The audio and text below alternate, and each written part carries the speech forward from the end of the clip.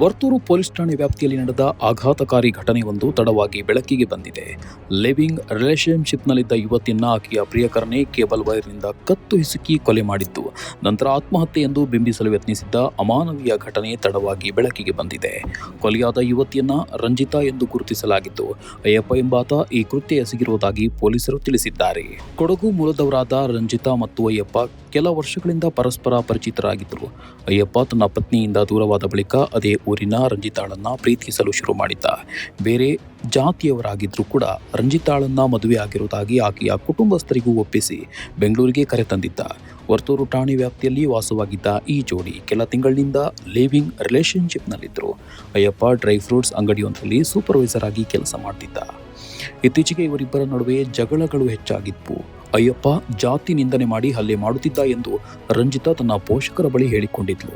ಘಟನೆ ನಡೆದ 2-3 ದಿನಗಳ ನಂತರ ಅಯ್ಯಪ್ಪ ರಂಜಿತಾ ಕುಟುಂಬಸ್ಥರಿಗೆ ಕರೆ ಮಾಡಿ ರಂಜಿತಾ ನೇಣಿಗೆ ಶರಣಾಗಿದ್ದಾಳೆ ಎಂದು ತಿಳಿಸಿದ್ದ.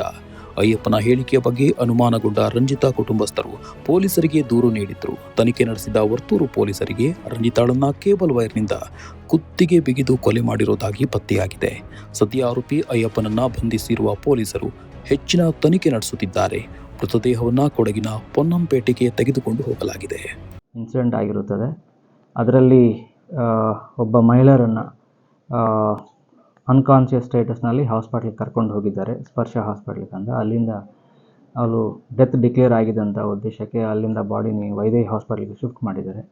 ಅದಾದ ನಂತರ ನಮಗೆ ಪೊಲೀಸ್ ಸ್ಟೇಷನ್ಗೆ ಒಂದು MLC ಬರುತ್ತೆ.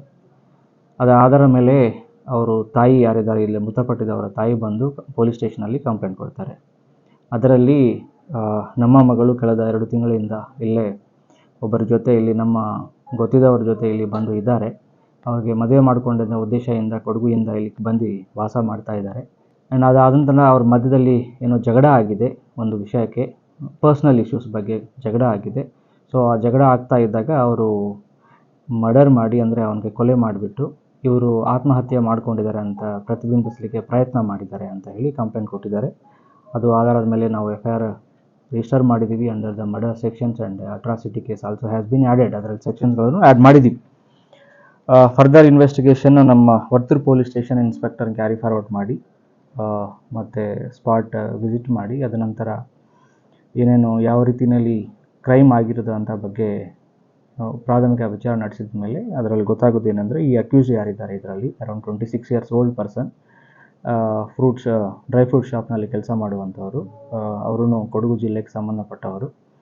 2 ತಿಂಗಳ ಹಿಂದೆ ಇಲ್ಲಿ ಬಂದು ಅವರು ರೂಮ್ ಮಾಡಿಕೊಂಡು ಅವ್ರ ಜೊತೆಗೆ ವಾಸ ಮಾಡೋದು ಮತ್ತು ಮದುವೆ ಮಾಡ್ಕೊಳ್ತೀನಿ ಅವರಿಗೆ ಅಂತ ಹೇಳಿಬಿಟ್ಟು ಕರ್ಕೊಂಡು ಬಂದಿದ್ದಾರೆ. So they are in relations in previous. ಈಗಾಗಲೇ ಅವ್ರಿಗೆ ಮದುವೆ ಆಗಿ ಅವರು ಫ್ಯಾಮ್ಲಿನೂ ಸಪ್ರೇಟ್ ಆಗಿದ್ದಾರೆ, ಈ ಅಕ್ಯೂಸ್ ಯಾರಿದ್ದಾರೆ. ಸೊ ಅವರು ಫ್ಯಾಮ್ಲಿನೂ ಸಪ್ರೇಟ್ ಆಗಿದ್ದೀರಿ. ಈಗ ಇವ್ರ ಜೊತೆ ಇದ್ದಾಗ ಕೆಲವು ಗಲಾಟೆ ಮಧ್ಯದಲ್ಲಿ ಅವನಿಗೆ ಒಂದು ಎಲೆಕ್ಟ್ರಿಕ್ ವೈರಿಂದ ಸ್ಟ್ರಾಂಗ್ಲೇಟ್ ಮಾಡೋದು ಅಂಥದ್ದು ಪ್ರಾಥಮಿಕ ವಿಚಾರಣೆಯಲ್ಲಿ ಕಂಡುಬಂದಿದೆ. ಸೊ ಅದು ಆಧಾರ ಮೇಲೆ ಅವ್ರನ್ನ ಅರೆಸ್ಟ್ ಮಾಡಿದ್ದೀವಿ ಆ್ಯಂಡ್ ಜುಡಿಷಿಯಲ್ ಕಸ್ಟಡಿಗೆ ಪ್ರೊಡ್ಯೂಸ್ ಮಾಡಿದ್ದೀವಿ. ಫರ್ದರ್ ಇನ್ವೆಸ್ಟಿಗೇಷನ್ ಇನ್ಸ್ಪೆಕ್ಟರ್ ವರ್ತೂರು ಅವರು ಕ್ಯಾರಿ ಫಾರ್ವರ್ಡ್ ಮಾಡ್ತಾರೆ.